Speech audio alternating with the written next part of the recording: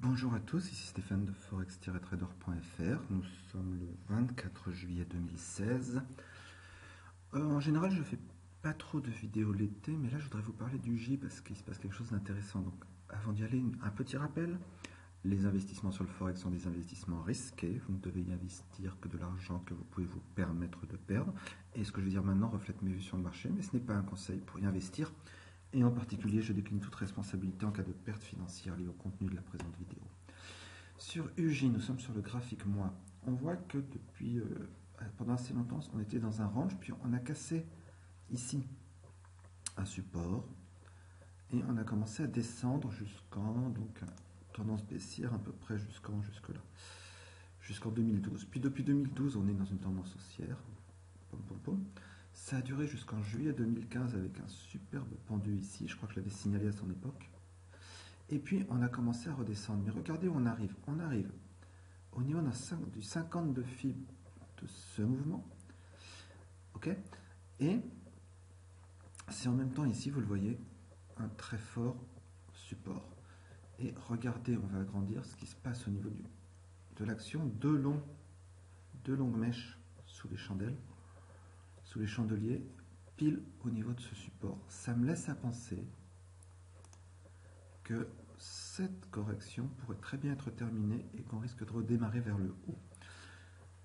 En même temps, ici, là et là, on va voir ça sur la semaine. Hop, là, on passe en semaine.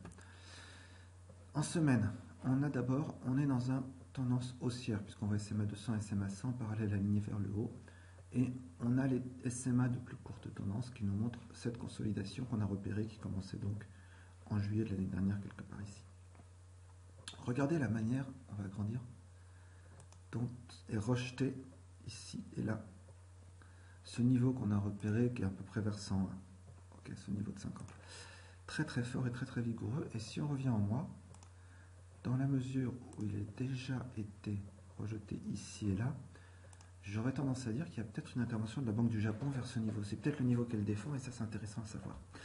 Ce que je voudrais vous montrer, c'est que maintenant, donc, après qu'on ait rejeté, et je vais remettre, pour que ce soit mieux visible, il me faut les Fibonacci sont là. On va remettre le Fibonacci ici. Et on revient sur la semaine. Donc on rebondit sur cette 50 et regardez ici, on arrive à reprendre ce point qui est vers 105,3.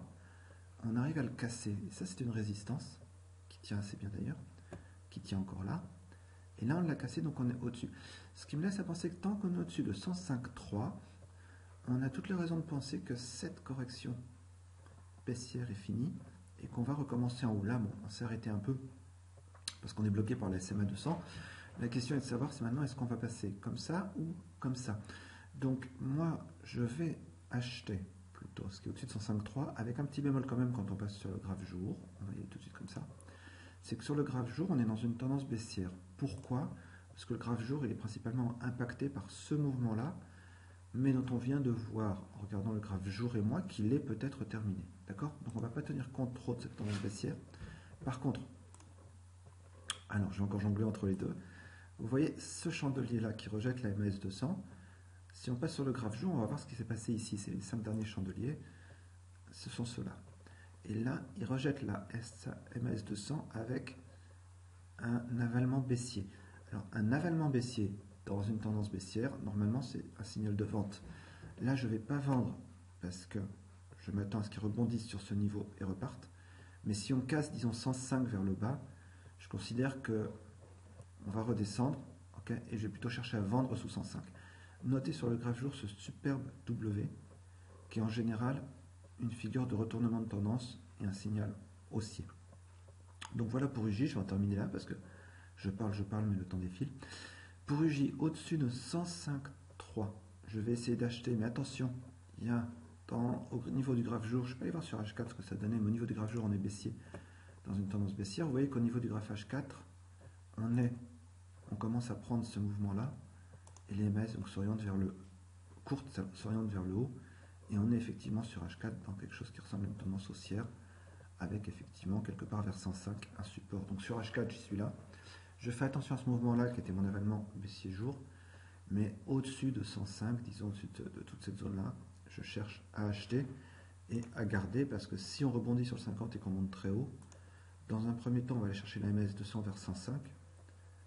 D'accord. Pardon, on est à ce niveau-là. Si on rebondit, on va aller chercher vers 113, sans doute quelque part comme ça. Voilà. C'est ce que je voulais vous montrer aujourd'hui. Je vous souhaite un très bon trading pour la suite. Et je vous dis à bientôt pour une nouvelle vidéo sur forex-trader.fr. Au revoir.